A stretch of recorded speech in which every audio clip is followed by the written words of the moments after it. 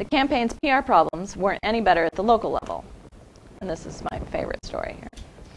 In May, 2 Kerry supporters in Erie, Pennsylvania, Pat and Kristen Headley, heard that the candidate would be making a campaign stop at the local airport. Excited, they bundled their young son and daughter into the car, bringing along with them some poster board and markers to make signs on the way. The Headleys, who are evangelical Democrats, decided to write "Pro-Life for Kerry" on their sign to show that it was possible for pro-life voters to support Democratic candidates. But Kerry's event staff thought differently. Hurrying over as the message bobbed in the crowd, a pair of Kerry campaign workers confronted the Headleys and asked them to put the poster down. Only sanctioned signs, they said, were allowed.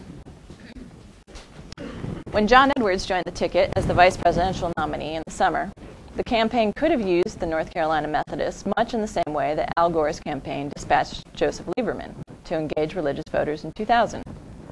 Edwards carried with him a leather-bound copy of The Purpose-Driven Life, a very popular devotional book by the evangelical author and megachurch pastor Rick Warren. Edwards' copy was worn from daily reading, a discipline he shared with tens of millions of other Americans who owned the book. But voters never learned about Edwards' religious reading habits. While Republican strategists trumpeted the fact that Bush started each morning with a reading from a book of essays that was trendy in evangelical circles, Democrats were largely oblivious to the existence of evangelical culture. At one point during the summer of 2004, Terry McAuliffe was actually at the same event as Rick Warren, and the two were introduced. With a good-natured smile but a blank stare, McAuliffe stuck out his hand. "Nice to meet you, Rick," the Democratic National Committee chairman said. "And what do you do?" Catholics were just as far off the Kerry campaign's radar screen. In the fall, a Democratic activist and Catholic in Columbus, Ohio, named Eric McFadden, approached the campaign about canvassing heavily Catholic counties there.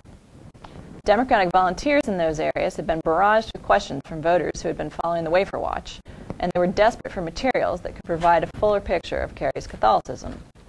McFadden wanted to deliver flyers that highlighted Kerry's faith and the drop in abortion rates during the 1990s. He approached one of the campaign's Ohio field directors for permission, explaining that he wanted to help organizers appeal to Catholic voters. But her response left him speechless. "We don't do white churches," she said. When Kerry did finally deliver a thoughtful speech about his faith and values, it took place little more than a week before the election. And because of staff concerns about abortion protesters, the senator gave his faith talk not at a Catholic university in Ohio, as originally scheduled, but at a Jewish senior center in Florida, with little fanfare. 9 days later, Kerry lost the Catholic vote in Ohio by 44% to 55%. It was a 6-point drop from Al Gore's showing among Catholics in that state 4 years earlier. Kerry lost Ohio by a margin of slightly more than 118,000 votes, and with it, the election. I think it's fair to say that Barack Obama and Hillary Clinton are not making these same mistakes. For one thing, you would never find anyone on their campaigns who would say, "We don't do white churches," since white churches are where 3/4 of your voters are.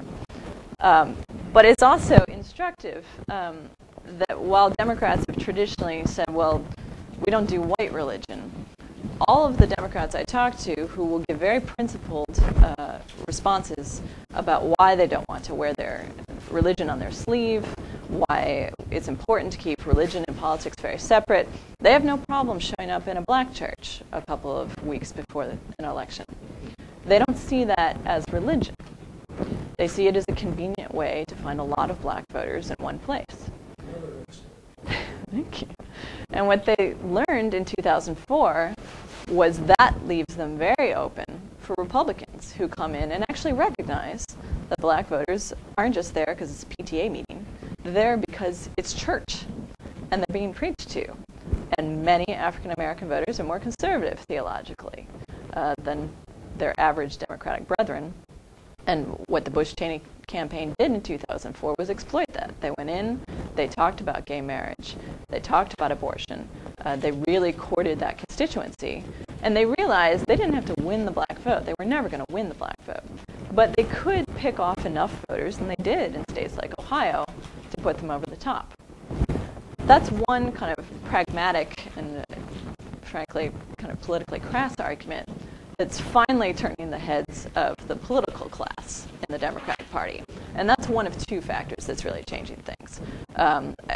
It's certainly, when we talk about religion, or Democrats having a religion problem, we're not talking about Democratic voters, because the vast majority of Democratic voters are religious. They don't have a problem with religion. We're not talking, for the most part, about Democratic politicians, who are also just as religious as their Republican counterparts.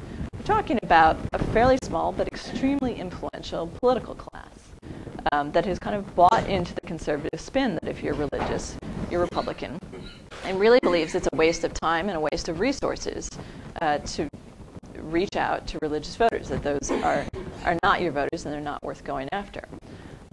Well, lessons like the Bush campaign's success with black voters in 2004, as well as a few races in the 2006 midterm elections, where Democrats just tried it out and said, what if? We know you think we're crazy, but what if we sat down with religious voters and just talked to them? It sounds too simple to be true, but these folks haven't heard from Democrats in decades. And in Michigan and Ohio in particular, the state Democratic Party spent a year sitting down with evangelical pastors, Catholic leaders, lay people, and just talking to them, talking about where their values came from. The fact that they did have values, that while Democrats say all the time, well, it goes without saying that we have values. It goes without saying that we aren't pro-abortion, that we all think the abortion rate should be reduced. Well, what they've learned is it doesn't go without saying. Sometimes you need to sit down and actually say it and make sure that people hear it from their mouths. And as a result, two pro-choice, pro-gay rights Democrats were able to win the governorships of Michigan and Ohio with half of the evangelical vote in those states. And they did it without moving to the right. It wasn't as if they needed to suddenly start opposing gay marriage or saying that they wanted to see Roe v. Wade overturned. None of that had to happen. It was a matter of showing respect and simply acknowledging that these religious voters existed. And in many cases, what they found was it wasn't that some of the pastors they sat down with were suddenly going to vote Democratic in November, but those pastors weren't going to get up in their pulpits the week before the election and tell their congregations that it was a Christian's duty to vote for Republicans. And just that simple difference freed up a lot of congregants to vote their own conscience, which hasn't happened in quite a while.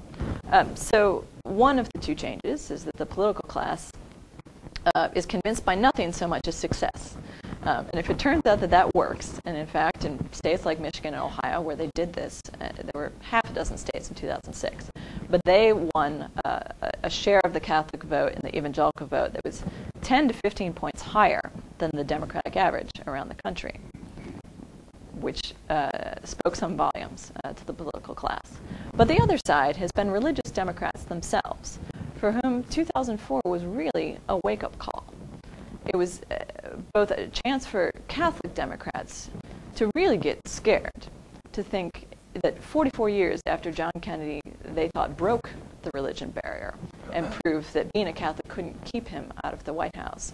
They started to worry that after 2004, it was going to be very difficult for a Catholic to run for the Democratic nomination again and to win the White House.